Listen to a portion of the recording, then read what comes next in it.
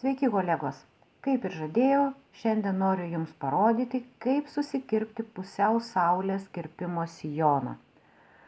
Kaip jį susikonstruoti, kaip pasidaryti lekalus, aš aprašyme įdėsiu nuorodą į prieš tai buvusį filmuką, kuriame rodžiau, kaip yra padaromi tokie lekalai, kaip jie sukonstruojami, kaip juos reikia iškirpti ir ten dar daug visokios naudingos informacijos.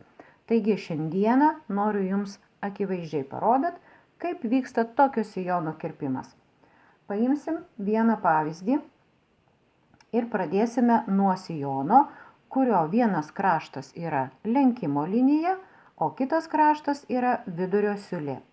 Dabar noriu Jums priminti, kad tokio kirpimo sijonai, lekalai yra dedami ant ištiesto audinio. Aš čia specialiai pasirinkau tokio pločio spalvoto popieriaus lapą, kad jums būtų aiškiau matyti. Įsivaizduokit, kad tai yra jūsų audinys. Plotis yra, kaip ir audinio plotis, 1,40 m. Ištiesiam audinį. Nepamirškit, kad viską braižom ant blogosios pusės, ne ant gerosios. Taigi, turime sijoną su lenkimo linija. Ir tada kerpam taip, kad kraštas, ten kur yra užrašyta vidurio siūlė, dėsim prie audinio krašto. Turėkite omeny, kad kiekvienas audinys dar turi tokias juosteles iš vienam ir kitam audinio krašte. Dedam, be abejo, mes jų nenaudojam siuvime, jas visada reikia nukirpti, todėl aš ir lekalą padedu. Įsivaizduokim, kad čia tiesta audinio juostelė. Dedam lygiai, prisisegam ir apibraižam visą lekalą. Va taip pilnai ir lenkimo liniją lygiai taip pat pasižymim. Braižom kaip tik tai norite, su kreida, su muilu, su siuvėjišku markeriu, kas jums yra patogu. Apsibrėžus vieną pusę, dedame lekalą taip, kad lenkimo linija va taip pat sutaptų ir verčiu jį į kitą pusę. Būtinai sutapdinu va štai šituos taškus, vieną tašką ir va šitą va tašką, kad lenkimas sutaptų su lenkimu. Ir tada vėl apsibraižau likusią lekalo dalį. Va taip, aplinkui.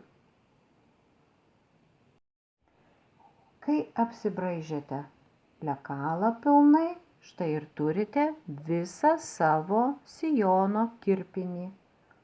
Šita linija nuo vieno krašto iki kito krašto bus jūsų visa liemens apimtis. Prie jos jūs prisiuvinėsite juosmenį. Be abejo, pirmą sujungsit va šitas va vidurio siūlės kraštus. Čia yra jūsų sijono apačia. Nusibraižius tokį sijono lekalą, galima labai lengvai pasiskaičiuoti, kiek jums reikės audinio. Ant stalo maždaug pasidarote va tokį savo brėžinį. Tada jūs žinosite, kokio pločio jums reikės audinio, nes čia yra 1,40 m ir tarkim 70 cm sijonas dar nedaeina iki krašto. Vadinasi, jūs pilnai telpate į visą audinio plotį.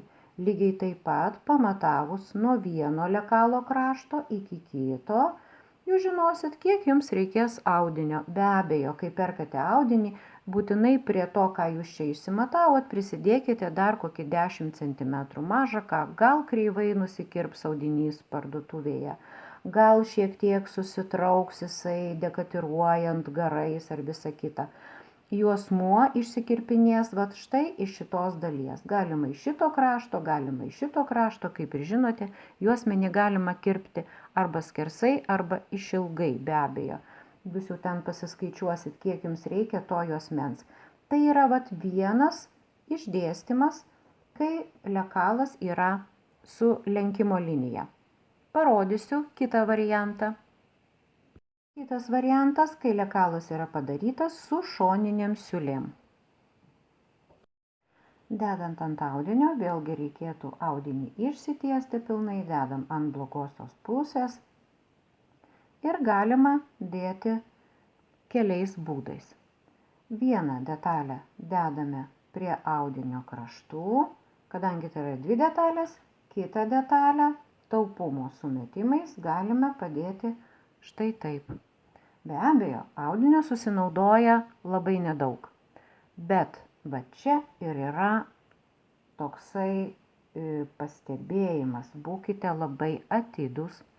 Taip galima dėti tik tai ant audinio, kuris neturi atspalvio, kuris neturi rašto, kuris neturi jokio pūko, kuris tikrai nelanguotas, ne koks nors gėlėtas, be jokių paukščiukų, be jokių ten kažkokių balionėlių. Tai ant tokio visiškai lygaus audinio galima va taip padėti lekalus. Dažniausiai toks audinys šitai kategorijai priklauso paprastas džinsas, kažkoks nemargintas, negėlėtas, visiškai vienspalvis linas, vienspalvė medvilnė. Tada galite va taip sudėti lekalus.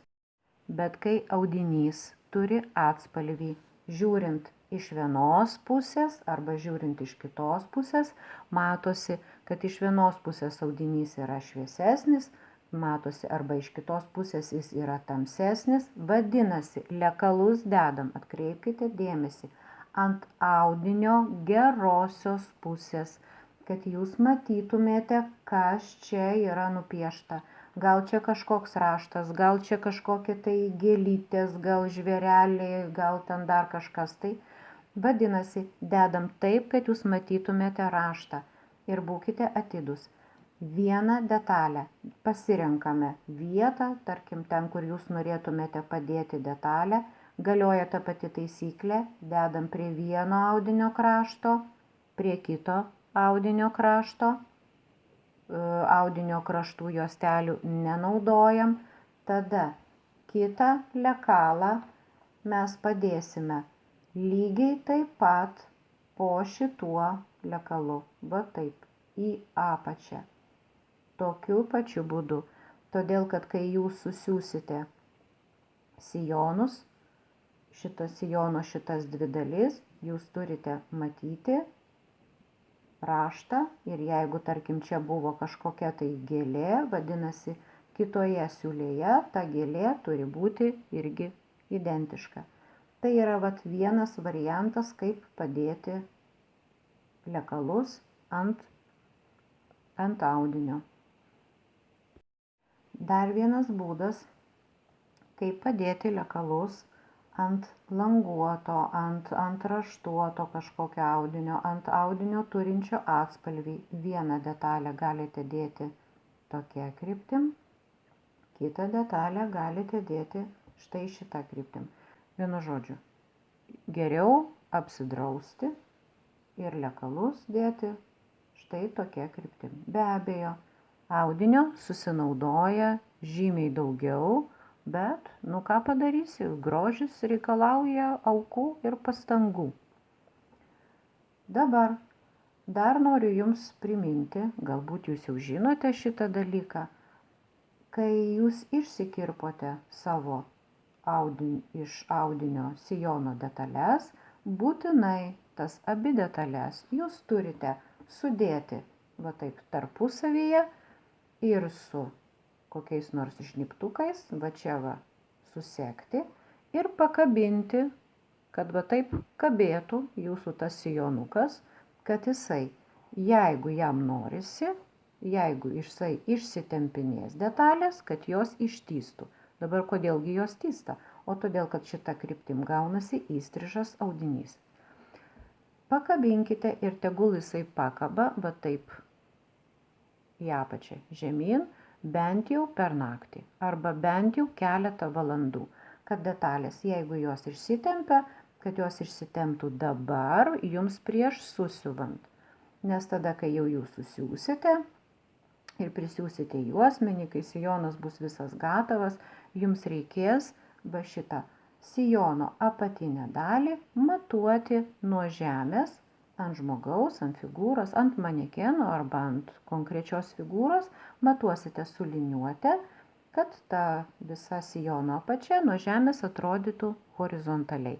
Kai kurie audiniai tempiasi labiau, kai kurie mažiau, tarkim ten koks nors džinsas arba standus linas, jis praktiškai beveik ir neišsitempia, neišsikaba, o ploni sukneliniai audiniai, aš jau nekalbu apie šifonus, ten jau jie ištįsta gana tokiais dideliais tokiais kampais. Vadinasi, ten dar reikės įdėti pastangų ir sulyginti sijono apačią.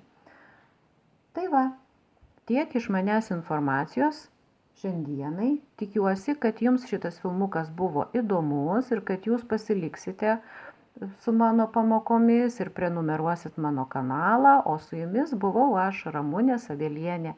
Tikiuosi, kad komentaruose jūs parašysit, kaip jums sekėsi tą sijoną susikirpti, o gal net ir įdėsite visą sijono fotografiją. Man būtų labai malonu. Iki kitų susitikimų.